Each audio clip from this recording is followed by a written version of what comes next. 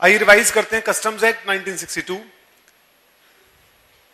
Constitutional provision सबसे पहले, union list entry number.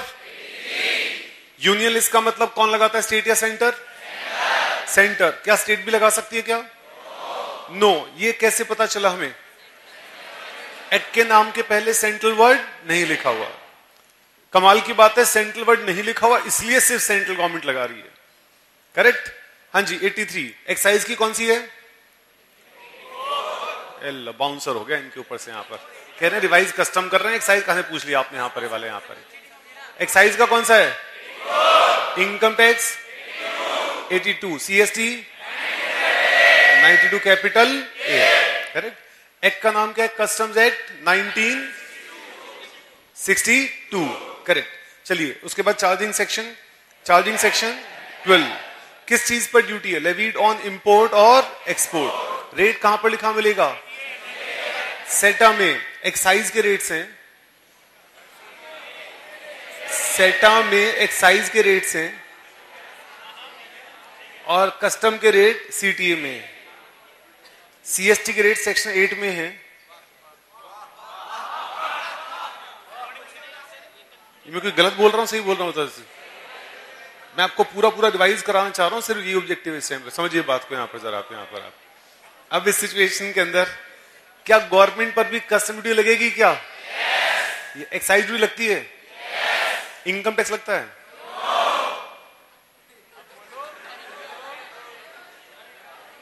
आगे बढ़िए। खैर अब आपको क्या बताऊं अब आपको। अच्छा बताइए, इंपोर्ट कंप्लीट कब होगा? जब गुड्स पानी में आएंगे या फिर जब हवा में आएंगे? हवा में या पानी में? पानी में या वाटर में? वो गया स्टेशन पे ट्रेन का टाइम पूछने के लिए, भाई साहब ये 11:15 बजे वाली ट्रेन कितने बजे आ रही है? बोला 11:45 पे। बोला हर रोज टाइम चेंज कर देते हैं यहाँ पर, ये वाला बताओ। आपकी वही हालात हैं। पूछ लो वाटर। वो भाई सोच रहा क्या सुना गया यहाँ पर, ये वाले बाद में रिवाइज थोड़ा सा यहाँ पर रिकॉर्डिंग में रिवाइज करना ध्यान से, इस जोक को समझ में आएगा पॉइंट क्या है। आगे चलते हैं जरा। इस सिचुएशन में जब लैंड पर टच होगा तब कंप्लीट मानेंगे। Next page.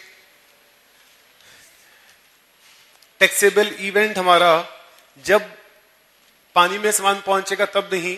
टैक्सेबल इवेंट तब होगा जब कस्टम बैरियर क्या चीज है? पोर्ट एयरपोर्ट पर सामान पहुंचेगा। पोर्ट एयरपोर्ट पर सामान पहुंच गया लेकिन उसमें से कुछ यूनिट चोरी हो गई। क्या कहते हैं? क्या इंपोर्टर को ड्यूटी पे करनी पड़ेगी? नो। कौन पे करता है? ऑफिसर। लेकिन अगर वेयर हाउस में छोटी मोटी चोरी होगी, पिलफरेज होगी, तो क्या होगा? क्या ड्यूटी पे करनी पड़ेगी? ब्रिलियंट। यस, पे करनी पड़ेगी। अच्छा अगर सामान वापस मिल गया तो क्या होगा? क्या ड्यूटी पे करनी पड़ेगी? यस, पे करनी पड़ेगी। याद रखिए सिर्फ पोर्ट के लिए है। जब goods under custody of officer थे। पिलफरेज की बात है। पिलफरेज का मतलब क्या होता है? थेफ्ट इन स्मॉल क्वांटिटी, जो आप सब कर ही लेते हैं। आप सब छोटी मोटी चोरियां क्या करें, हो ही जाती हैं आपसे। यहाँ पर वहां पे आप छोटा मोटा तो कर ही लेते हैं, दो चार चीजें। यहाँ पर आप आगे देखिए 23 अपने सामने है।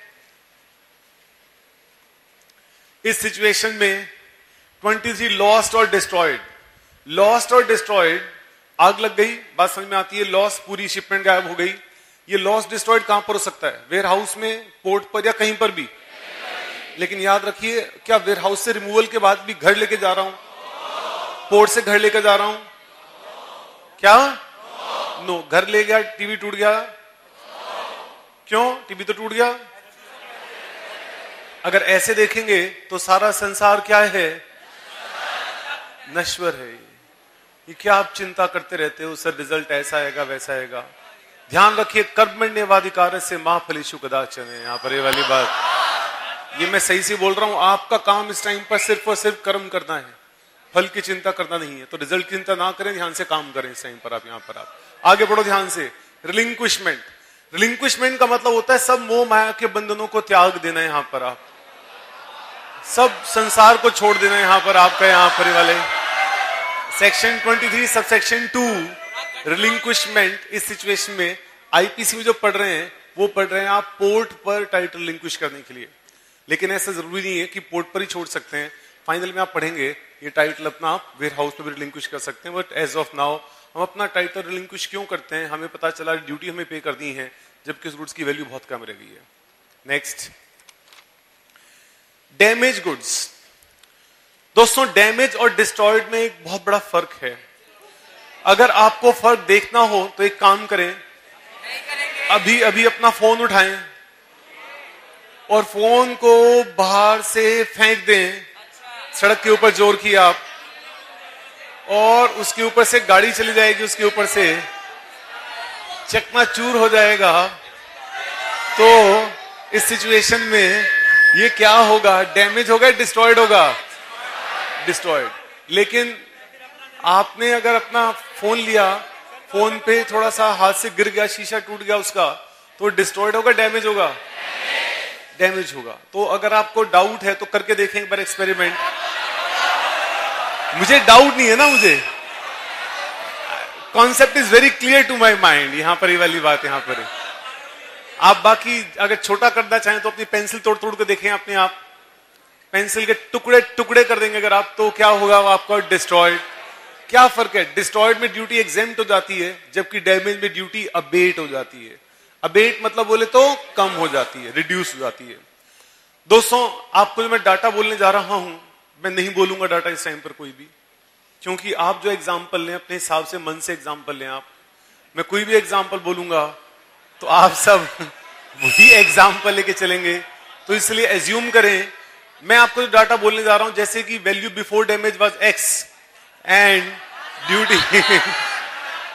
Duty before damage was A, value after damage was Y, तो ये वो आंसर है। क्लियर है कॉन्सेप्ट आपको यहां पर? ये वाला है नहीं क्लियर नहीं है तो आप अपने आप डाटा ज्यूम करें, क्योंकि मेरा डाटा बोलना बहुत खतरनाक हो सकता है इस टाइम पर। नेक्स्ट पॉइंट ये आता है कि वैल्यू आफ्टर डैमेज निकालेंगे कैसे? How do you calculate? तो साहब दो रास्ते हैं आपके पास। एक रास्ता तो ये है, ऑफिसर की बात मान लीजिए, और अगर ऑफिसर की बात नहीं मानी तो क्या करेंगे उसे आप? सेल। तो जितना ग्रॉस सेल प्रोसीड्स है without reduction of expenses, that shall be taken to be market price of the goods. First point ये है, डैमेज कब हुआ हो? घर ले गया हूं, डैमेज हो गया, अलाउड है क्या? नो। डैमेज कब हुआ हो?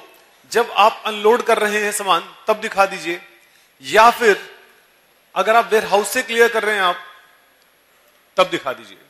दो पॉइंट पर आपको शो करना है कि मेरे गुड्स डैमेज हो गए हैं, आपकी ड्यूटी अबेट कर दी जाएगी, it will be reduce. Next, डेरिलिक्ट jets and floats and rack.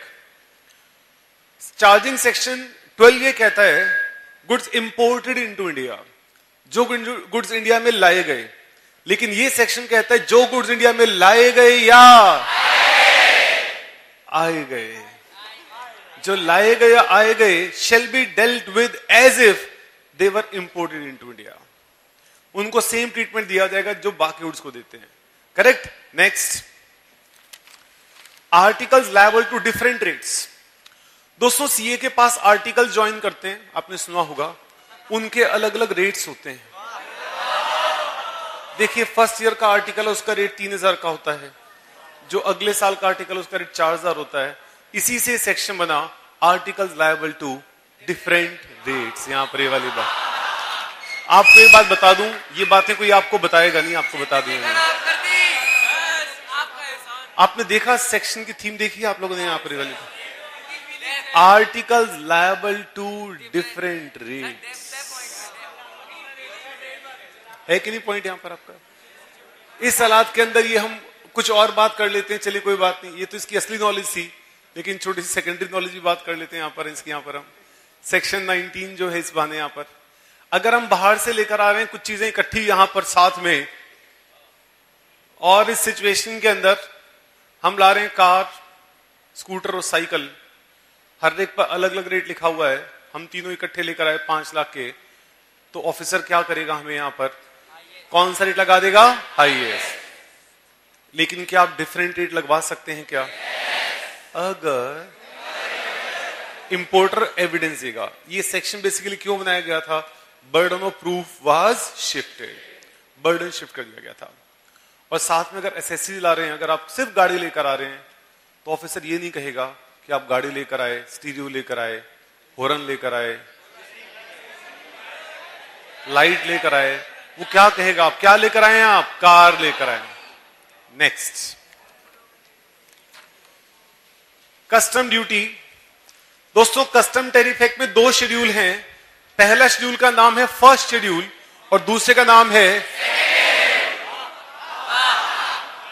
आज genius class, genius, super genius. मैं आपको याद दिलाता हूं, 80G इनकम टैक्स में 4 कैटेगरी है। 80G के अंदर A, B,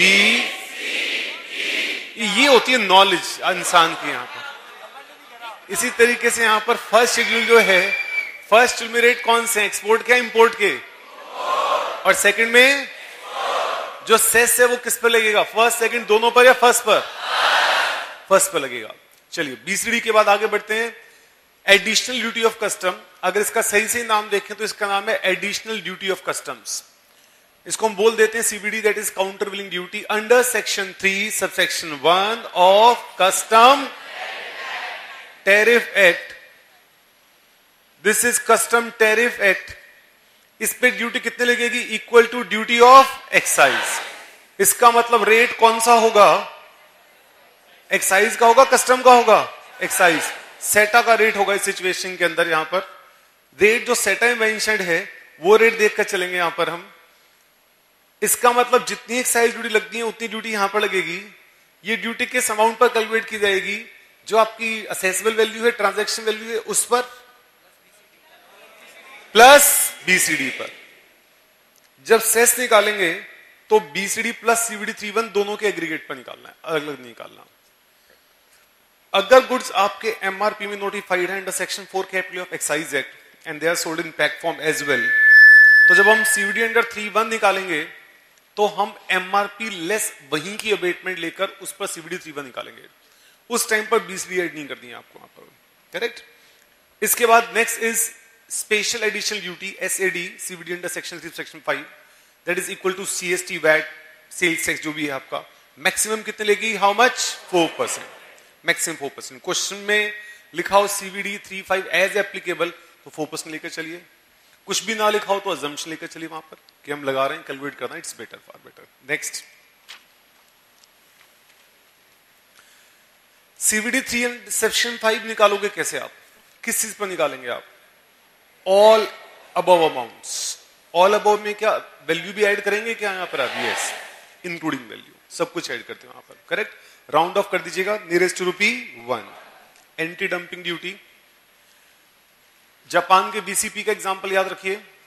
जापान BCP वहां पर कितने में बेच रहा था अपने कंट्री के अंदर? 10,000 का, और यहां पर कितने में एक्सपोर्ट कर रहा है? 7,000।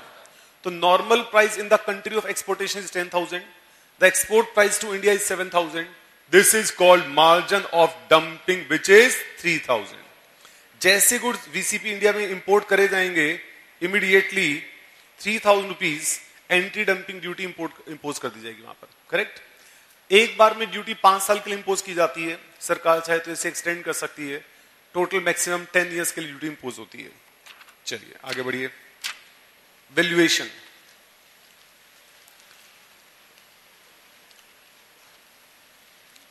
रेट ऑफ ड्यूटी किस डेट का? Of which date? जिस दिन बिल ऑफ एंट्री फाइल करेंगे उसी दिन का रेट रहेगा। लेकिन अगर बिल ऑफ एंट्री शिप के आने से पहले फाइल कर दी गई है तो हम रेट ऑफ ड्यूटी उस डेट का लेकर चलेंगे जिस डेट को एंट्री इनवर्ड हुई है, जिस डेट को शिप आया है, जिस डेट को अनलोडिंग हुई है आपकी। लेकिन ध्यान रखिए, रेट ऑफ एक्सचेंज जो कन्वर्जन रेट है वो हमेशा सिर्फ और सिर्फ किस डेट का? बिल ऑफ एंट्री का रहेगा। अगर हम वेयरहाउस की बात करें, वेयरहाउस से गुड्स रिमूव हो रहे हैं तो रेट ऑफ ड्यूटी भी जब वेयरहाउस से रिमूव करेंगे, रेट ऑफ एक्सचेंज उस डेट का। जहां तक एक्सपोर्ट की बात है तो एक्सपोर्ट के लिए आपका रेट ऑफ एक्सचेंज किस डेट का रहेगा? शिपिंग बिल का, bill of export shipping bill का। लेकिन रेट ऑफ ड्यूटी किस डेट का रहेगा? एंट्री आउटवर्ड का, जिस ऑफिसर लोडिंग की परमिशन दे देगा। समझ लीजिए वहां से सेक्शन 16 एक्सपोर्ट का। ध्यान रखिए एक्सपोर्ट पर सेस नहीं लगेगा। Last, import export procedure. Import procedure, सबसे पहले लैंडिंग, कोई भी शिप जब बाहर से आएगा तो custom port, airport, custom station, जो भी अप्रूव प्लेसेस हैं, कोई भी कन्वेंस आएगा तो वहीं पर आएगा। शिप के आने से पहले या कन्वेंस के आने से पहले क्या फाइल किया जाएगा? आईजीएम। आईजीएम बोले तो इंपोर्ट जनरल बेनिफिट। कौन देगा? Owner of ship. फिर उसके बाद एंट्री इनवर्ड, आपके शिप को आने की परमिशन, कन्वेंस को आने की परमिशन। कौन देगा आपको? ये ऑफिसर देगा। इंडिया में आ गए आप, सारा सामान जो भी है किसकी कस्टडी में रहेगा? वो ऑफिसर की कस्टडी के अंदर, पूरा उसका कंट्रोल है। कुछ भी सामान गुम हो गया उसकी जिम्मेदारी है। फिर बिल ऑफ एंट्री देनी है आपको। पोर्ट पर दो तरह की बिल ऑफ एंट्री दे सकते हैं। कौन कौन सी दो बिल ऑफ एंट्री दे सकते हैं? Number 1 bill of entry for home consumption, दूसरा bill of entry for warehousing. Home consumption के लिए बिल ऑफ एंट्री देंगे तो ड्यूटी पे कर दीजिए, और वेयर हाउसिंग के लिए देंगे तो क्या करेंगे आप? बॉन्ड साइन करेंगे आप। अगर वेयर हाउसिंग के लिए लेकर जा रहे हैं आप, तो जब वेयर हाउस से रिमूव करने लगेंगे तब उस टाइम पर फिर से आप देंगे bill of entry for home consumption, उस टाइम ड्यूटी पे कर दीजिएगा वहां पर आप। चलिए, ऑफिसर ड्यूटी चेक करेगा, आपको बिल ऑफ एंट्री वापस कर देगा। फिर इसके बाद आप ड्यूटी पे कर दीजिए, 2 दिन के अंदर अंदर सामान अपना क्लियर करवा लीजिए। एक्सपोर्ट, आप बिल ऑफ एक्सपोर्ट बना कर देंगे, कितनी ड्यूटी वगैरह बनती है आपकी। ऑफिसर चेक करेगा, ड्यूटी पे कर दी है आपने, परमिशन दे देगा। चलिए, गुड्स को लोड कर लीजिए। एंट्री आउटवर्ड, शिप को ले जाइए आप। जो शिप का मालिक है वो आपको देगा एक्सपोर्ट मैनिफेस्ट, उसकी डिटेल जितनी भी अपने सामने वहां पर हो। ये अपने सामने इंपोर्ट एक्सपोर्ट प्रोसीजर। दोस्तों, इनडायरेक्ट टैक्स हर हालत में आज फिनिश कर देना आपको, जिससे कल और नेक्स्ट डे अपना हम इनकम टैक्स पे ध्यान लगा सकें। ओकेज?